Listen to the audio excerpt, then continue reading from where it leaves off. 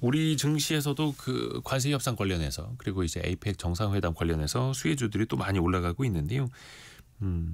과거에는 어땠을까요? 세계의 지도자들이 협상도 잘 해냈어야 하는데 사실 그게 또 힘에 따라서 움직이는 힘의 논리가 과거에는 또 더했겠죠. 조선시대는 어땠을까요? 역사 커뮤니케이터 이한 작가와 같이 한번 시간여행을 떠나보시죠. 안녕하세요. 안녕하세요. 이번에 보니까 트럼프 대통령한테 우리나라가 무궁화 대훈장 수여하지 않았습니까? 네. 조선시대에도 외국의 정상에게 뭐 선물 많이 했겠죠.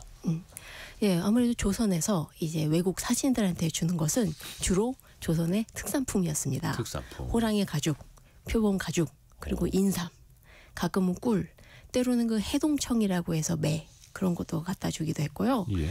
그 심각한 것은 은이었는데 그 광해군 때 명나라에서 은 12만 냥을 뜯어간 적도 있습니다. 은 12만 냥. 예, 어마어마한 양이었죠. 근데 그와 별개로 조선이 굉장히 싫어하는 그런데 중국이 자꾸 주는 선물이 있었습니다. 아, 중국도 우리에게 선물을 줬으니까. 불상이요. 불상. 예, 조선은 부처님상. 예. 그 조선은 유교의 나라였으니까 이제 불교 이제 2단의 종교였거든요. 그런데 중국 청나라 그리고 일본 이웃 나라들은 여전히 불교를 열심히 믿고 있었죠. 거기까지는 괜찮은데 이게 조선 사신이 중국에 가면 중국 황제가 물어보는 거예요. 걸륭제가 너희도 불교를 믿니? 그러니까 안 믿는데요. 그래도 가지고 가 그러면서 불상을 선물로 주는 거예요. 조선시대는 좀 억불 정책 있었으니까 좀 곤란하긴 했겠네요. 그렇죠. 그런데 이게 그나마 황제가 하사한 물건이고 그러니까 아마 분명히 국보급의 귀한 물건이었을 겁니다.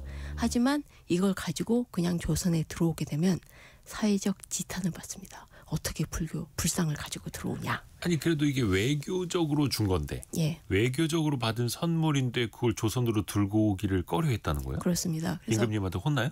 임금님한테 혼나는 게 아니라 당시 사회 그러니까 선비들이나 그러니까 성균관 유생들이 이것 때문에 시위를 벌입니다. 어떻게 이런 걸 가져올 수 있냐 하고요. 그래서 박지원의 열화일기를 보면 이거를 중국에서는 계속 가지고 있다가 이게 조선에 들어오기 직전 압록강에 강물에 이제 흘려보낸다. 불상을요? 예. 외교적으로 받은 그 귀한 선물을 잃어버렸다는 식으로 이렇게 둘러내는 겁니다. 그러니까 중국이 자꾸 이제 불상 선물을 주는데 갖고 오면은 막 유생들한테 사회적 지탄을 받으니까 오다가 잃어버렸다. 그래도 괜찮았던 거예요. 그 사실 그래도 괜찮다고 하기에는 솔직히 애매한 게 이제 박지원의 열화일기에 보면은 이제 중국에 간 우리나라 조선 사신이 그쪽에 가서 만난 게 그 티베트 불교의 그 판첸 라마입니다. 티베트 쪽의 그 성인이거든요. 그 당시 생불로 알려져서 그 당시 황제였던 걸륭제가 존경한 사람이었는데 이제 조선 사신들이 고민하는 거예요. 인사를 해야 되나? 절을 해야 되나? 절을 하게 되면 이것도 분명히 문제가 생겼을 것 같다. 그래서 그냥 인사만 대충 하지 않고 대충 너무 스리슬쩍 넘어가고 이 판첸라마가 또 불상을 줬는데 그거는 어떻게 했는지 얘기가 안 나와 있어요. 아마도 이제 역시 흘려보내지 않았을까 싶은데 문제는 조선왕조실록에서 그 다음에 조선 사신이 돌아가고 난 다음에 중국 황제가 일부러 사신을 시켜서 금불상을 조선에 보냅니다. 그래서 이 금불상을 받으면 이게 수명을 늘려준다더라 하면서 하사를 해요. 좋은 의미로요? 예, 좋은 의미로. 본인들은 좋은 의미였겠죠. 그래서 정조는 그걸 받자마자 잽싸게 묘황산으로 보내버립니다. 아니 그 정도로 승유 억불 정책이 이제 강했던 거예요? 아니라기보다는 눈치가 보였던 거예요. 왜냐하면 이 소식이 결국 퍼져서 당시 중국 사신이었던 박명호는 굉장히 비난을 받았고요. 성균관 유생들이 우리는 이래서 밥을 못 먹겠다라고 시위를 벌입니다. 그러니까 정조가 그냥 돌아가서 밥이나 먹어라 라고 딱 잘라 얘기할 정도였는데 그만큼 조선 내 그 사람들이 싫어했다는 거죠. 그러니까 지금 생각해 보면 외교적으로 그 나라의 이제 왕이 준 선물 가지고 온 거를 뭘 그렇게까지 비난하나 싶기도 한데 어찌됐든 간에 조선시대 전반적인 분위기가 그렇죠. 불교에 대해서는 좀 억압하는 정책이었다 보니 약간 그래도 너무 예민했다는 생각은 듭니다. 어쨌거나 선물인데 외교 선물인데요? 그렇죠. 약간 이거 들으시는 분들 그런 생각 안 하시나? 나눠주지. 그걸 왜 강물에 흘려보내? 게다가 지금까지 있었으면 얼마인데 이렇게. 금불상도 줬다고 하고 옷불상을 줬다고도 얘기가 있습니다. 그래서 야 그거 진짜 구폭급인데 그쵸. 생각이 듭니다. 아깝다. 근데 반대로 일본 같은 경우한테 일본은 우리한테 불교 관련해서 뭐 자꾸 달라는 게 있었다면서요? 그렇습니다. 그냥 불교는 그 일본의 국교였기 때문에 일본은 조선에게 끊임없이 달라고 요구한 게 있니? 그게 바로 대장경입니다. 대장경? 예, 우리가 알고 있는 그 해인사 대장경이요. 해인사 대장경? 이게 괜히 유네스코 유산이 아닙니다. 이게 이제까지 있어왔던 모든 불교 경전들을 한데 모으고 그리고 이게 아주 정밀하게 만들어서 오탈자도 없습니다. 그러니까 그 자체가 어마어마한 보물이고 그리고 그 최고의 소스였던 거죠. 그래서 오히려 중국 장경에는 실수가 있었기 때문에 그 우리나라 대장경이 훨씬 더 인기가 있었습니다. 그래서 일본에서는 계속 사신을 보내서 대장경을 달라라고 얘기를 합니다. 처음에는 인쇄본을 요구했고요.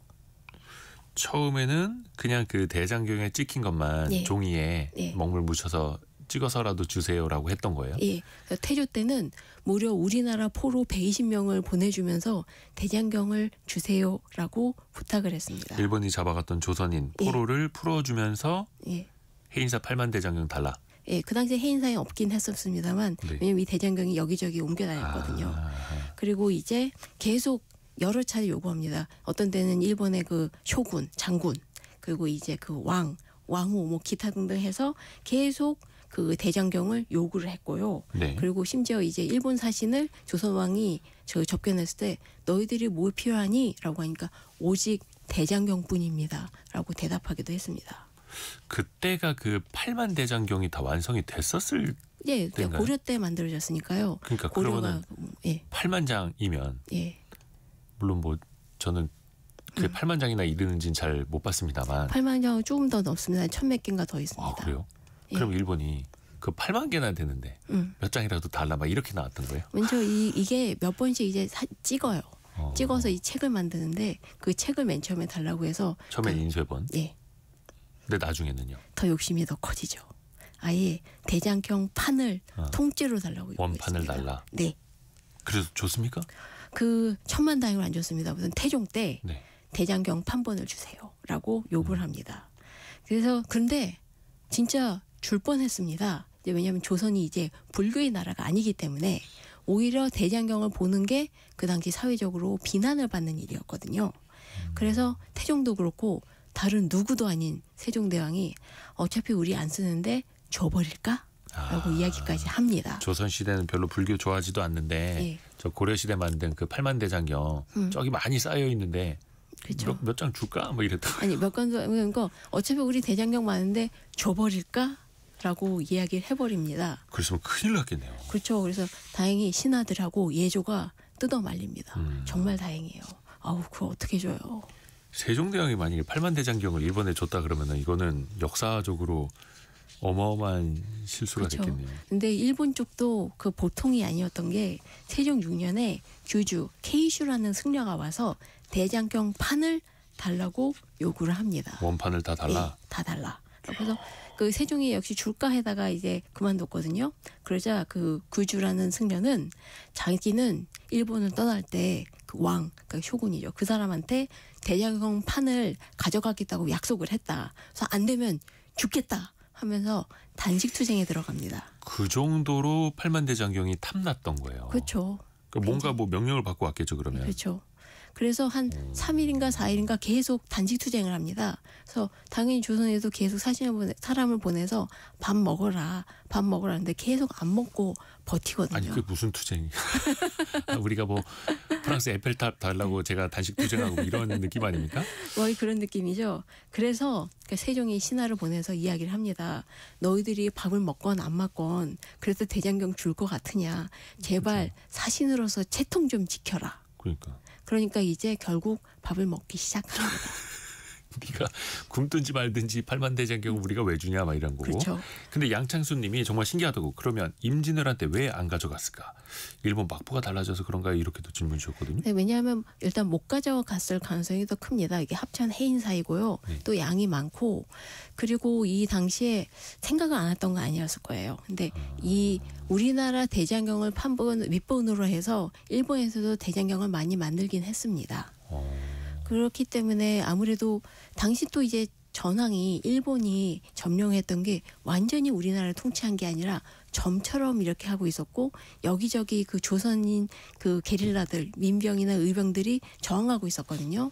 그걸 각 잡고 실어 나를 정도로 큰 작업을 하긴 어려웠던 거죠. 8만 대장경이니까요. 그래도 네. 다행이네요. 지킬 수 있었고.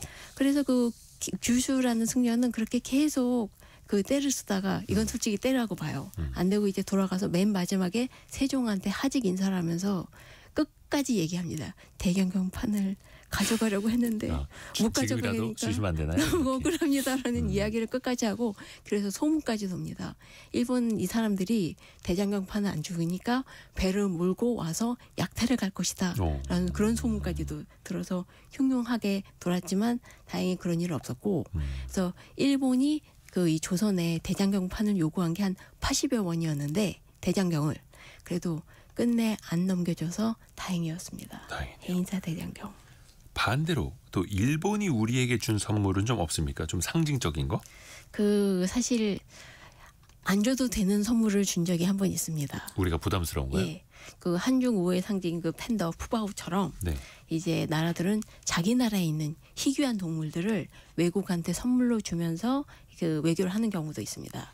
조선시대 때도 이건 마찬가지였는데요. 네. 태종 11년에 일본이 조선에 코끼리를 선물로 줍니다. 코끼리요? 네. 와, 조선시대의 코끼리. 예. 이게 무로마치 마쿠에 아시카가 요리모치라는 사람이 이제 갖다 바친 건데요. 네. 이것도 대장경 그 인쇄본을 받아가면서 이렇게 보낸 거긴 했습니다. 그래서 조선은 처음으로 이제 코끼리를 본 거니까 신기해했는데. 그렇죠. 얼마나 신기했겠어요. 근데 이게 코끼리를 어떻게 키워야 되는지 잘 몰랐던 것 같습니다. 그래서 기록에 따르면은 쌀하고 콩을 줬다고 해요. 근데 코끼리는 사실 풀을 먹잖아요. 아니 원래 먹던 걸 좀 가르쳐 주지 않았을까요? 잘 안 됐던 것 같습니다. 그래서 이제 그렇게 근데 쌀이 하루에 몇 섬씩, 콩도 몇 말씩 그렇게 먹으니까 네. 비용이 많이 드는 거예요. 그쵸. 게다가 또 사고가 벌어집니다. 전 관리였던 사람이 코끼리한테 다가와서 야 못생겼다 하고 막 놀리고 괴롭히다가 코끼리한테 밟혀 죽었습니다. 어메나. 그러니까 인명사고가 났으니까 이게 어떻게 할 수가 없는 거예요. 코끼리를 화나게 하면 안 되는데. 그렇죠. 근데 그건 그 사람이 잘못했다 하지만 어쨌거나 사람이 죽었으니까. 하지만 외교의 선물이기 때문에 얘를 어떻게 할 수가 죽일 수는 없는 거예요. 그렇죠. 그럼 어떻게 했어요? 그래서 코끼리를 전라도의 여수 근처에 있는 섬 장도로 유배를 보냅니다. 코끼리를 유배 보내요. 예. 근데 그 섬이니까 먹을 게 없어서 이제 미역이나 다시마 같은 그 해초를 밥으로 줬다고 해요. 코끼리한테. 네.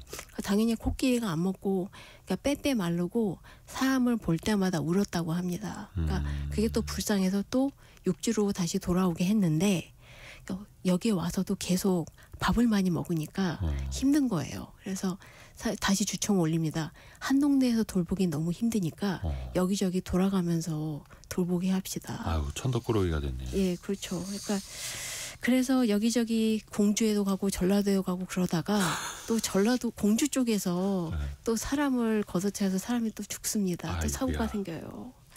그래서 세종 3년에 충청도 관찰사가 네. 얘가 사람도 죽이기도 했거니와 밥을 너무 많이 먹는다. 그래서 섬으로 보내자라고 얘기를 합니다. 그러니까 세종이 그래도 물하고 풀 좋은 데로 보내고 잘 돌봐줘라라고 했는데 잘 되었는지 모르겠고 이게 마지막 기록입니다. 사실 코끼리는 굉장히 지능이 높고 사회성이 높거든요. 그래서 그 자기 죽은 동료를 위해 슬퍼할 줄도 알고 그런 동물인데 어쩌다 이렇게 조선 땅에 와서 불쌍하게 살게 되는지 좀 안타깝긴 해요. 그렇게 근데 마지막 기록은 섬으로 보내자 예. 했다라는 거고. 예. 이야. 그 일본에서 온 게 그 아까 남유림님이 일본에도 코끼리가 있었다니 신기하네. 그 일본이 선물로 준 거니까. 그거 아마도 다른 지역에서 코끼리도 이제 배를 타서 이쪽으로 보낸 게 아니었을까. 데려온 걸. 그러니까 일본에서 천덕꾸러기였으니까 조선으로 보낸 거 아니었을까 그 생각까지는 듭니다. 그럼 조선도 선물로 이제 중국에다가. 그랬을지도. 하여튼간 그때 정말 신기했던 그렇지만 부담되는 선물이었던 코끼리 이야기까지 들어봤고요. 또 우리가 외교하면은 조선시대에 중국을 빼놓을 수가 없잖아요. 아무래도 그렇습니다. 비중이 가장 컸을 테니까요. 예. 누구부터 떠올려 볼 수 있을까요? 그 역시 대학이 좋은 상대보다는 어려운 상대가 먼저 떠오르겠는데요. 그렇죠.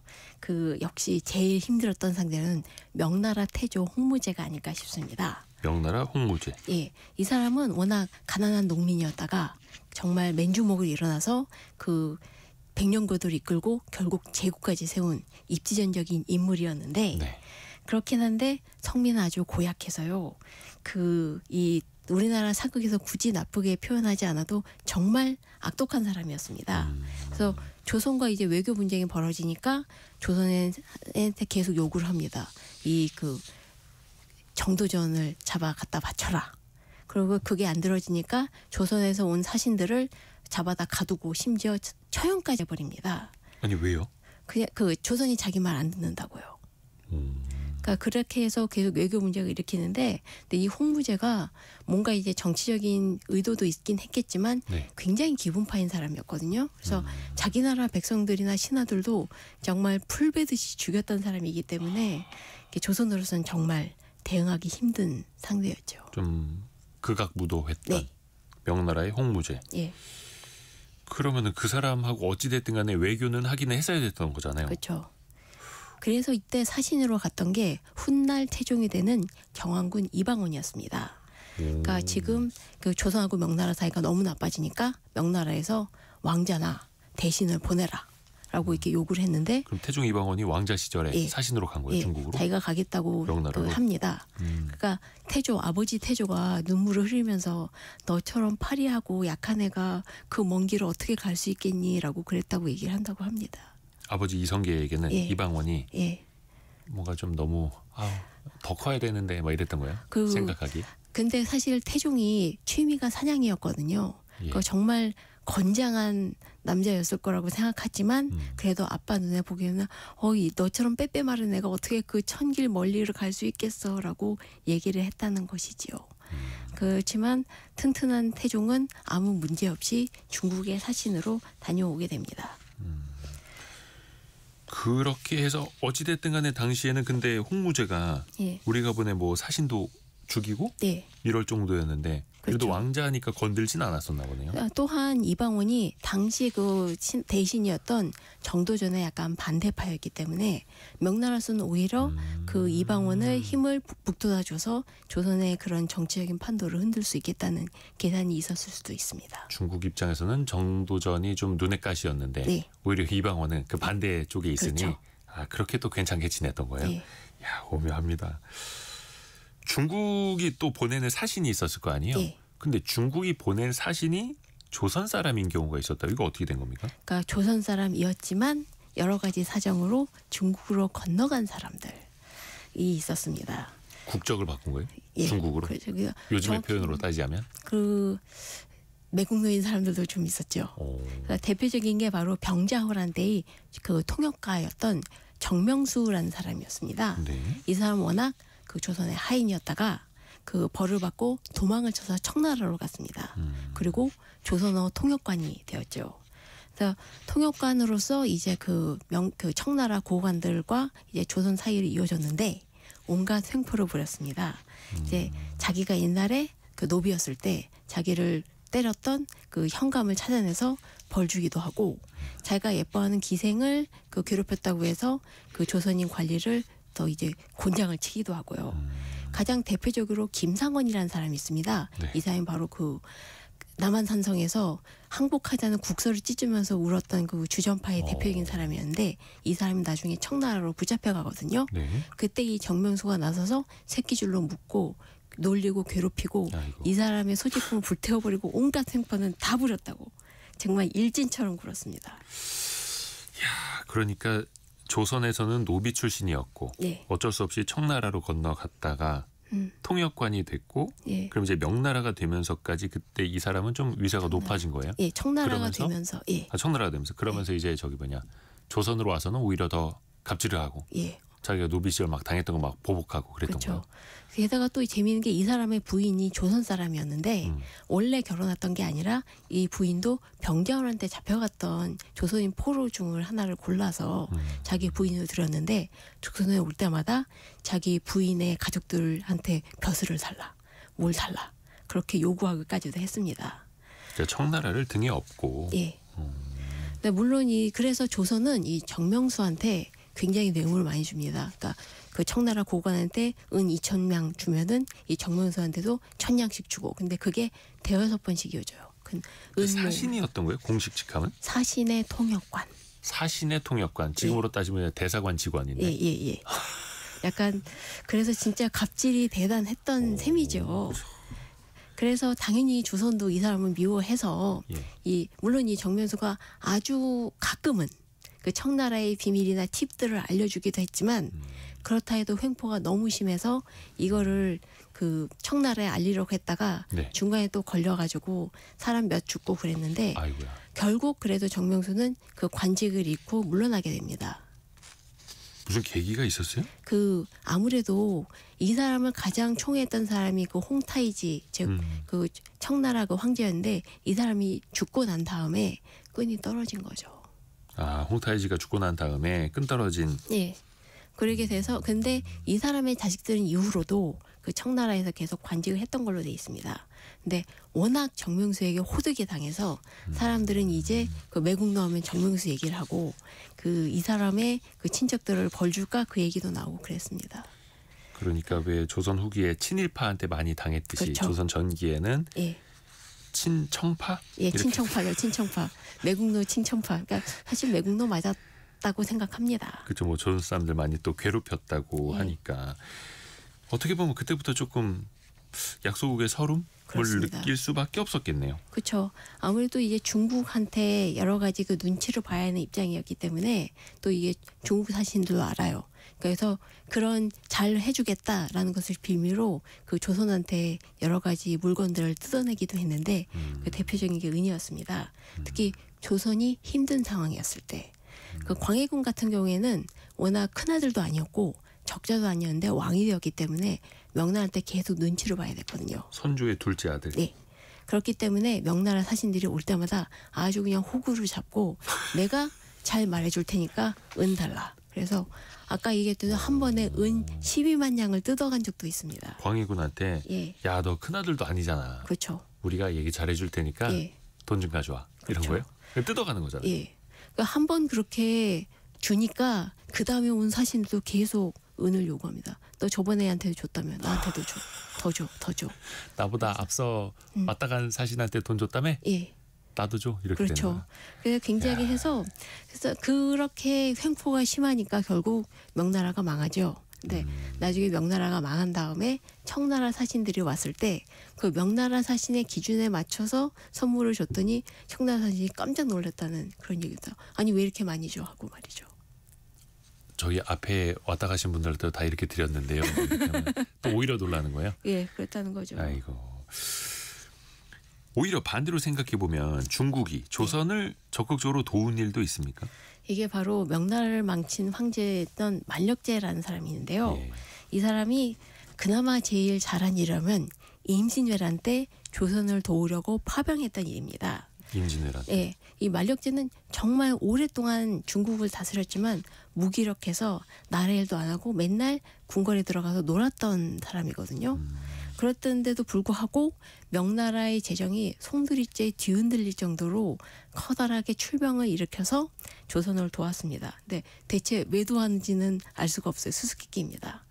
근데 뭐 이제 실리적으로 생각하면 조선이 만약 일본한테 먹히면 그 다음 차례는 조선 그 명나라가 될 테니까라는 것도 있고 사실 황제가 또 하는 일이 이제 그 작은 나라를 도와주는 거라는 걸 수도 있긴 하겠지만 어쨌거나 전설에 따르면 만력제가 꿈을 꿨는데 자기가 삼국지에 나오는 유비였고 그 다음에 조선의 선조가 장비였다고 합니다.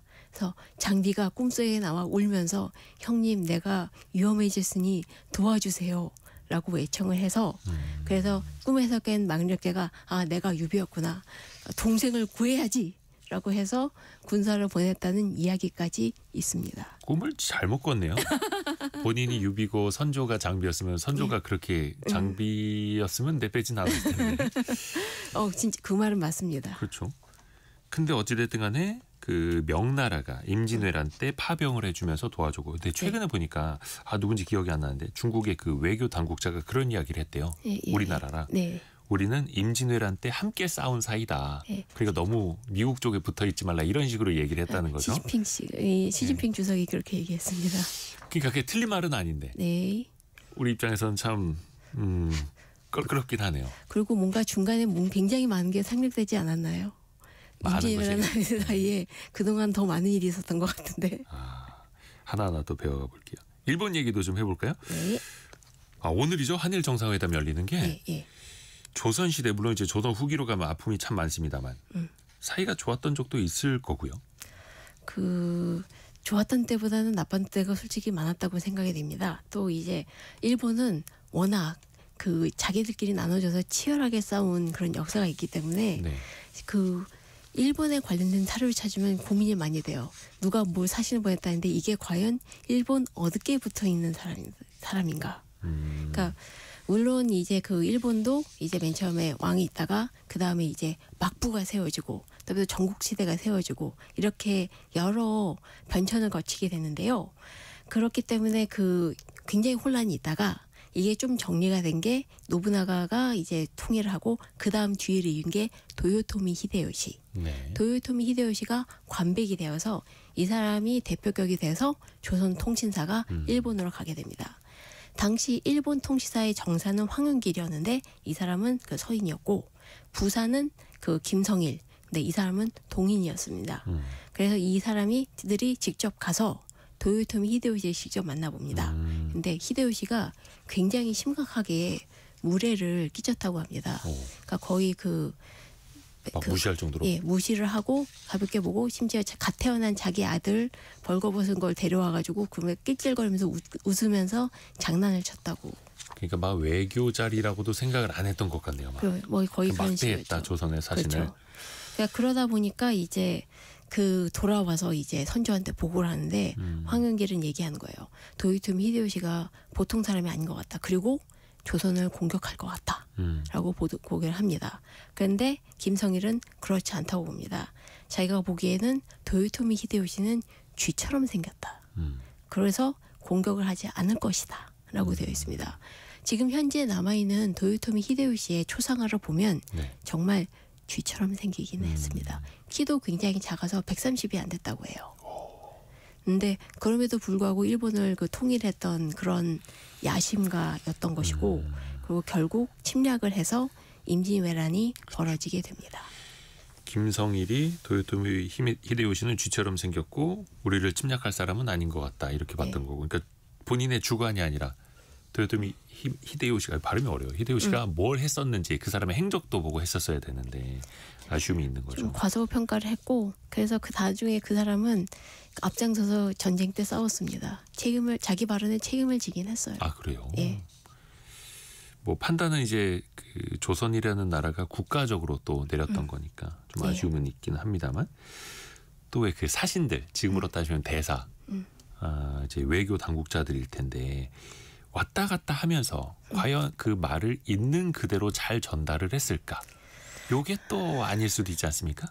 사실 중국과 일본, 조선을 아우른 대외교 사기극이 펼쳐진 적이 있습니다. 여기 또 사기극이 있습니까? 바로 임진왜란 때 중국의 유격인 심유경이라는 사람이 있습니다. 이 사람은 상인이었다가 관리가 된 사람이었는데 이 사람은 명나라한테 전쟁이 너무 길어지니까 힘들다. 화평을 해라 라는 그런 사명을 받고 파견이 됩니다. 한편으로 당시 일본의 도요토미 히데요시는 자기는 이제 명나라를 정벌 해서 황제가 되겠다 라는 그런 포부를 가지고 있었습니다. 그러니까 약간 과대망상인 적이 있었는데 문제는 이게 고집이 안 꺾인 그런 수준이었는데 근데 명나라 장수들은 빨리 전쟁을 끝내고 집에 가고 싶어 했고 이건 일본 장수도 그랬습니다.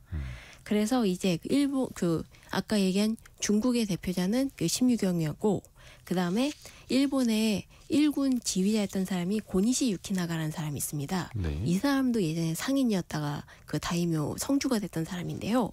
이 사람도 싸우기 싫어했어요. 그래서 둘이서 만나서 이제 화평 회의를 진행을 합니다. 근데 여기에서 조선은 끼지를 못해요.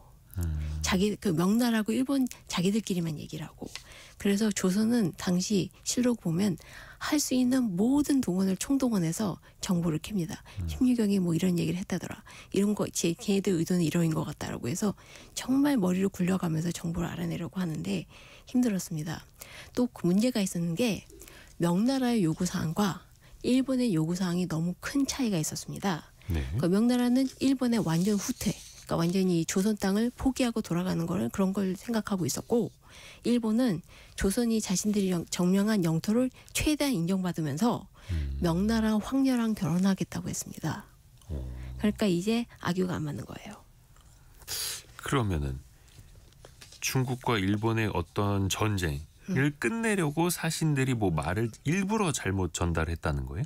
일부러? 그건 아니라요. 사신들이 각자의 나라에 대고 사기를 친 겁니다. 각자 자국에 가서. 예, 심유경은 명나라에서 일본이 알겠다고 했어요. 그래서 허락한다고 했어요라고 하고 고니시 유키나가도 그 도요토미 히데요시한테 명나라가 그 관백의 청을 받아들이겠답니다라고 그렇게 얘기를 합니다. 그렇게 얘기하면서 근데 이렇게 그 사신들이 각각의 나라를 속이는 일이 어떻게 가능했을까 싶지만 실제로는 곧잘 있었습니다. 그 지금도 쓰시마 섬에 그 관광을 가시면 이런 게 있는데요. 그 쓰시마 섬에서 뭔가 좀 물건이 필요하다 싶으면은 네. 그 조선에 가짜 사신을 보냅니다. 가짜 사신을 보내서 선물을 받아내요.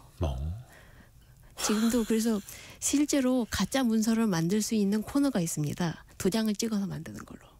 지금 뭐 여권 같은 건 뭐 조작하기 어렵지만 예. 당시에는 문서 같은 거 조작을 해서 내가 예. 사신이요 예. 하고 그냥 가는 거예요? 그렇죠. 그래서 없는 사람 이름을 지어내기도 하고 예. 마찬가지로 그 지금의 오키나와인 류쿠가 그 당시엔 나라였거든요. 류쿠섬의 사람들이 내가 사실 류쿠섬의 사신인데 라고 해서 조선에서 뭔가 뜯어내려다가 걸려서 잡힌 적이 있습니다.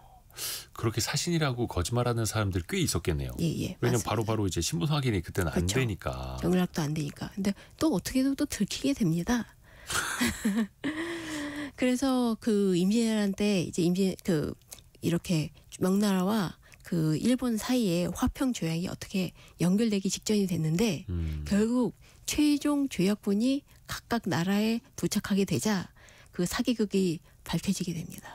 그러니까 어떻게 보면 이제 화평 조약? 예. 까지도 맺었다고는 하는데 그러니까 이 사신들이 거짓말로 서로 잘 지내보자고 합니다라고 좋은 뜻으로 왜곡을 해서 전달을 했는데 그 약간 너무 많이 서로 요구한 게 너무 달랐는데 또 이게 협상이 안 되는 거예요. 왜냐하면 서로 고집을 안 꺾으냐. 특히 도요토미 히데요시가.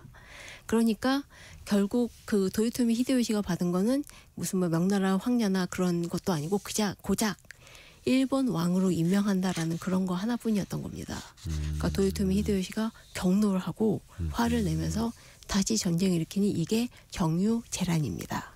정유재란. 한편 명나라에도 이 사기극을 알게 돼서 크게 화를 내서 심유경을 사형에 처합니다. 그러니까 당시에 그 사신들이 결국은 이제 목숨을 지킬 수도 없었던 거네요. 예. 화해를 좀 시켜보려고 하다가. 예. 또 그 관세 협상 뭐 실무진이 많이 합니다마는 요즘에도 결국에는 뭐 트럼프 시대에는 탑다운 방식으로 예. 각 나라의 정상이 매듭을 또 지어야 되는 게 있지 않습니까? 그렇습니다. 옛날에는 어땠을까요? 그 옛날에 중국과 국경 분쟁이 생긴 적이 있습니다. 그 백두산 정계비라고 해서 네. 이제 중국과 이 조선의 국경을 정하는 일이었습니다. 이 당시에 이제 그 중국의 황제였던 강희제가 이 세계 천하의 지도를 그리면서 그 다음에 이제 이 조선 쪽과의 국경도 영토도 확실히 확인하고 싶어 했는데 조선에서는 극력 반대합니다. 얘네들이 또 무슨 속셈이야. 분명히 우리나라 영토를 뺏으려는 거야. 라고 해서 청나라의 그 지도 조사에 올 때 온 힘을 다해서 방해를 합니다.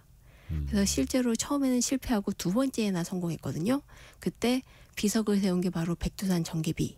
그게 여기를 기점으로 해서 청나라와 조선의 영토가 갈린다라고 되었습니다. 근데 이 가장 큰 이유가 당시 청나라 사람들이 우리나라에 넘어오기도 하고 우리나라 사람이 청나라로 넘어가면서 여러 가지 문제가 생겨서 그랬거든요. 네. 그렇기 때문에 이 문제가 또 생긴 게 그 당시 그 국경을 건너면서 가장 큰 문제였던 게 이 인삼을 밀매하는 사람들이었거든요. 예, 인삼. 그래서 그 사람들이 만드는 그 작은 섬이 있었는데 이게 망우초라는 작은 섬이었습니다. 섬 이름이 망우초. 여기에다가 청나라가 기지를 세우려고 합니다. 압록강 쪽에 있던. 예, 그렇죠.